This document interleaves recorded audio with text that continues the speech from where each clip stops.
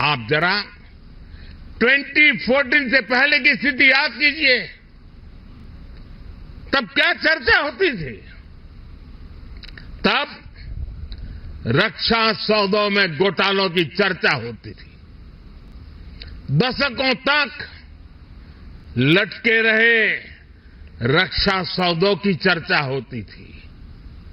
सेना के पास इतने दिनों का गोला बारूद बचा है, ऐसी चिंताएं सामने आती थी।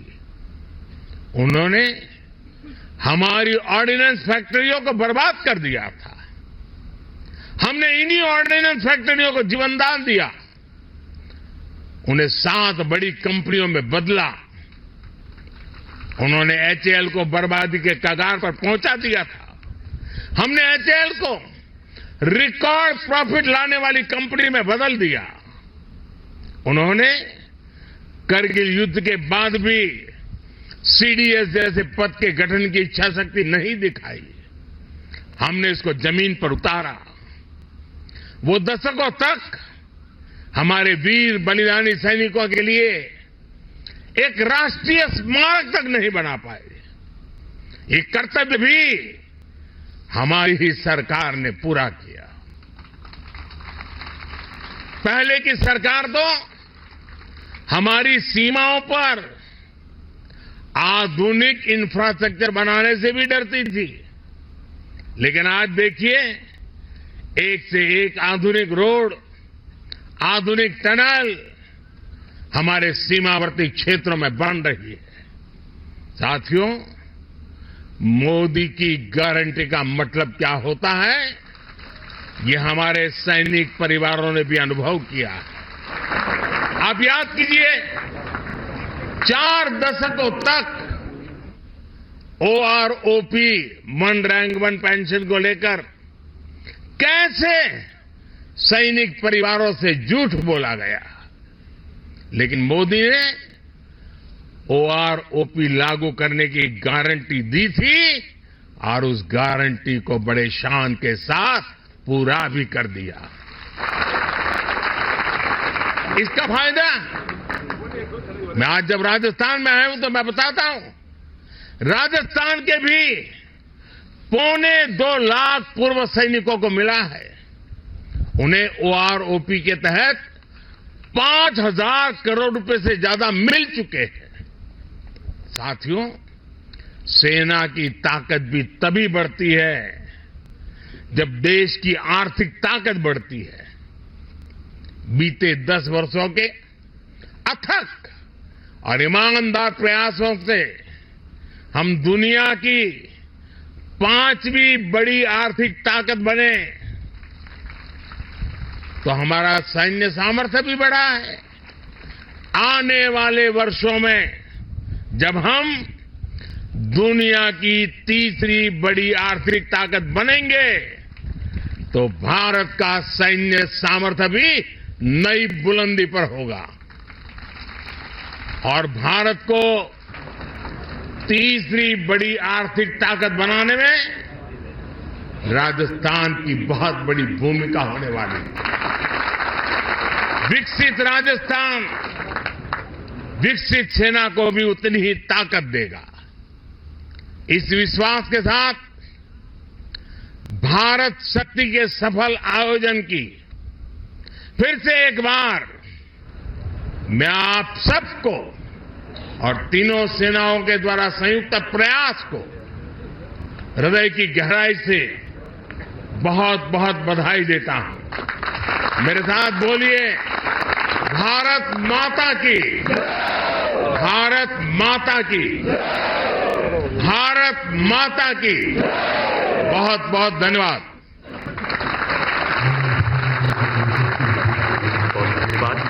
आपका हर शब्द राष्ट्र सर्वोपरि। तो बिल्कुल प्रधानमंत्री नरेंद्र मोदी को आप सुन रहे थे। इस वक्त पोखरण से किस तरीके से उन्होंने तमाम बड़ी बातें कही, एक बार फिर से विपक्ष को आड़े हाथों लिया और किस तरीके से रक्षा के क्षेत्र में कई बड़े काम हुए हैं, ये प्रधानमंत्री ने साफ तौर पर यहां कहा कि सेना की ताकत देश की आर्थिक ताकत मजबूत करती है। इस बात का दावा प्रधानमंत्री ने किया है।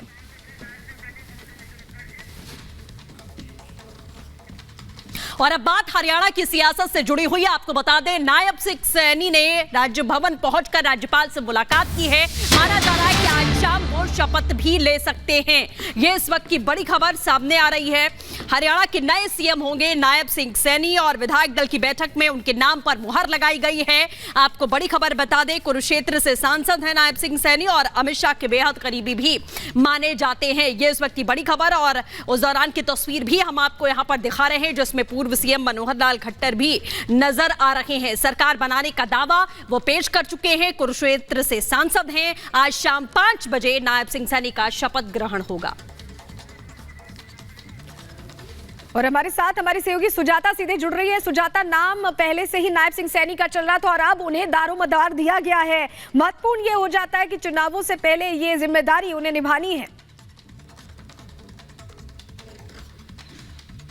बिल्कुल, देखिए ये बहुत ही क्रूशियल टाइम है, क्योंकि अब आपको सिर्फ अपनी विधायकी या सांसदी नहीं बचानी है और प्रदेश अध्यक्ष के साथ आप सीएम की जिम्मेदारी भी फिलहाल है। हो सकता है कि प्रदेश अध्यक्ष की जिम्मेदारी किसी और को दे दी जाए, वो हम देखेंगे कि आगे क्या होता है। लेकिन फिलहाल बड़ी खबर यह है कि 5 बजे का समय निश्चित किया जा रहा है और हमने तस्वीरें भी दिखाई अपने दर्शकों को कि राज्यपाल से उन्होंने जाकर मुलाकात की, समर्थन पत्र उन्हें दिखाया और सरकार बनाने का दावा पेश कर दिया है।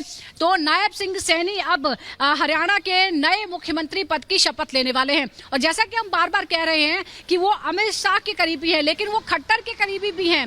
अगर हम मनोहर लाल खट्टर की बात करें तो संघ के समय से ही दोनों साथ साथ बहुत सारा काम कर चुके हैं।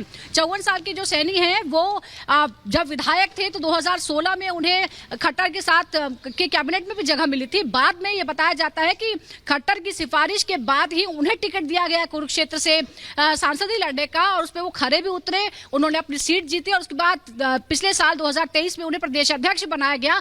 और ये भी लोग कहते हैं कि उनके प्रदेश अध्यक्ष बनने के बाद संगठन मजबूत हुआ है। तो ये तमाम चीजें देखने के बाद उन्हें ये अहम जिम्मेदारी दी गई है। अब कैबिनेट की रूपरेखा की तरफ भी हमें देखना होगा।